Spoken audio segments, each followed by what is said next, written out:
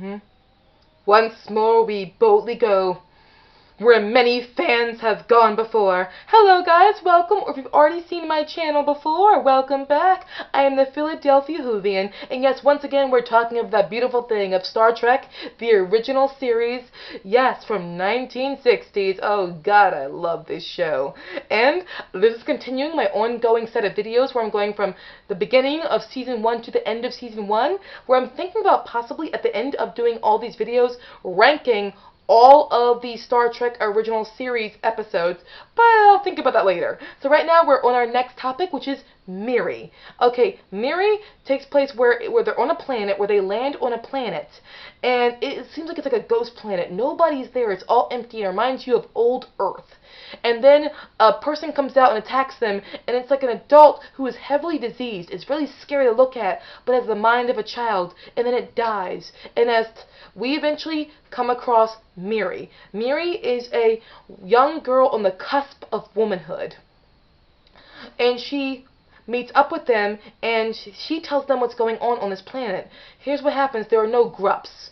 There are what are called no grown-ups.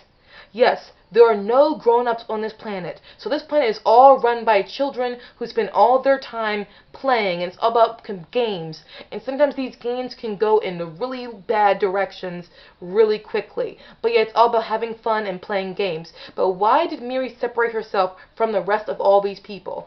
Well, it's because, when I say people, it's the rest of the fellow kids. Because Miri is now growing up. She's becoming an adult herself and feeling emotional sensations that a woman feels when she's finally becoming a woman. And she feels them most particularly with Captain Kirk. Because when it comes to this crew land who comes down onto the planet, it is Captain Kirk, Spock, his yeoman, Janice, or yeoman. Ah, I got it right that time. His yeoman, Janice. It's also Dr. McCoy and a couple other people. And they're always trying to find the other children in this city, but their children are always fast and they always run before they ever even see them. But then they find out why there are no grown-ups. The reason why is because there's a disease where every single time a person begins to grow up and hits puberty, as it hits puberty, they contract a disease where they die within days. And it turns out this affects any grown-up who also lands on the planet. So Captain Kirk and his entire crew are also beginning to feel the effects of this disease. The only one who's still surviving relatively fine is Spock.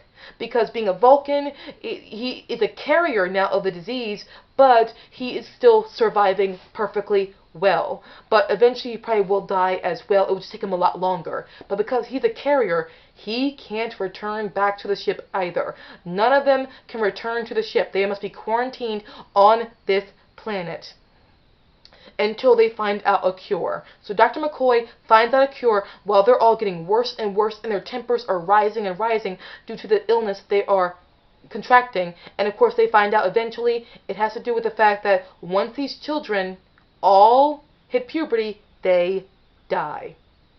So now it's also about them racing against the clock of saving themselves, but also getting the children to realize that they have to listen to them, because all the children will also die eventually as well once they hit puberty. But also, they find out that these people are aging extremely slowly, which means that Miri, the girl who is remaining with the Star Trek Enterprise crew and not hanging out with all the kids, she's actually exponentially older than all of them.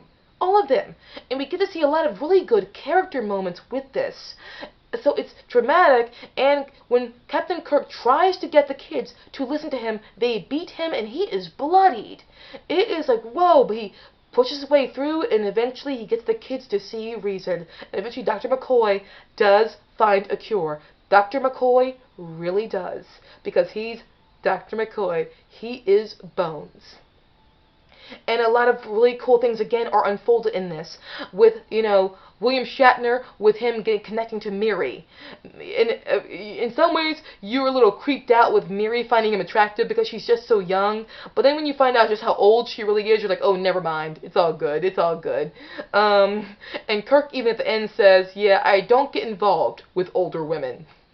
And the confessions the yeoman makes when she's there, because she's now frustrated as well, and confessions that she makes to Captain Kirk are also really intense confessions.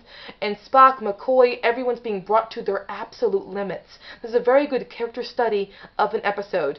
And this is one of the episodes I was encouraged to watch when I first was starting to get back into Star Trek, the original series. And I understood why. This is an episode that sits with you after you saw it. When it's done, you sit there and you're like, whoa, that was pretty damn incredible. Holy crap, that was really incredible. Wow! And it's another great asset to the excellence that was Star Trek the original series. So guys, have you seen Miri? Have you not seen Miri? Let me know in the comment section. And it's overall still very awesome, and the production value is very good for the budget they had. The acting was wonderful. I loved it. But did you guys like it? Did you not like it? Let me know in the comment section, and I'll see you guys again very soon. Bye guys!